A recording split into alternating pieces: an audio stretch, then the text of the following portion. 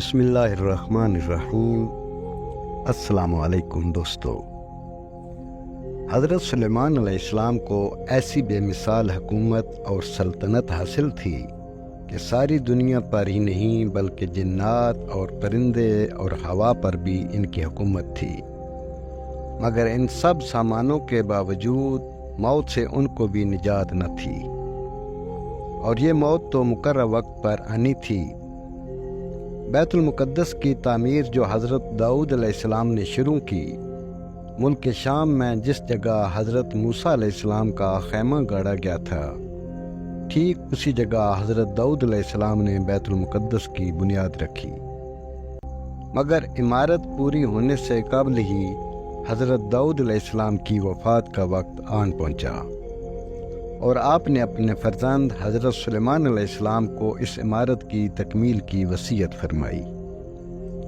چنانچہ حضرت سلیمان علیہ السلام نے جنوں کی جماعت کو اس کام پر لگایا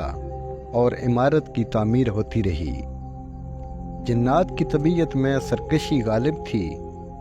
حضرت سلیمان علیہ السلام کے خوف سے جنات کام کرتے تھے۔ ان کی وفات کا جنات کو علم ہو جائے تو فوراً کام چھوڑ بیٹھتے اور تعمیر رہ جاتی، یہاں تک کہ آپ کی وفات کا وقت بھی قریب آ گیا اور عمارت مکمل نہ ہو سکی، تو آپ نے یہ دعا مانگی کہ الہی میری موت جنوں کی جماعت پر ظاہر نہ ہونے پائے، تاکہ وہ برابر عمارت کی تکمیل میں مصروف رہیں اور ان سبوں کو علم غیب کا جو دعویٰ ہے وہ بھی باطل ٹھہر جائے۔ یہ دعا مانگ کر آپ محراب میں داخل ہو گئے اور اپنی عادت کے مطابق اپنی لاٹھی ٹیک کر عبادت میں کھڑے ہو گئے، اور اسی حالت میں آپ کی وفات ہو گئی۔ مگر جن مزدور یہ سمجھ کر آپ زندہ کھڑے ہوئے ہیں برابر کام میں مصروف رہے، اور عرصہ دراز تک آپ کا اس حالت میں رہنا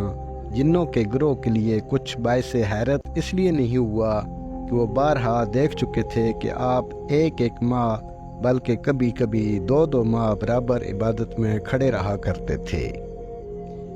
یہاں تک کہ بحکم الہی دیمک نے آپ کے عصا کو کھا لیا اور عصا گر جانے سے آپ کا جسم مبارک زمین پر آ گیا،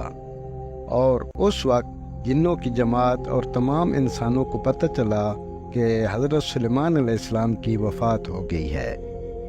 قرآن مجید میں اللہ تعالیٰ نے اس واقعے کو ان لفظوں میں بیان فرمایا ہے، پھر جب ہم نے حضرت سلیمان علیہ السلام پر موت کا حکم بھیجا تو جنوں کو ان کی موت دیمک ہی نے بتائی جو ان کے عصا کو کھا رہی تھی۔ پھر جب حضرت سلیمان علیہ السلام زمین پر آ گئے تو جنات کی حقیقت کھل گئی۔ اگر وہ غیب جانتے ہوتے تو وہ اس وقت تک ذلت کے عذاب میں اتنی دیر تک نہ پڑے رہتے۔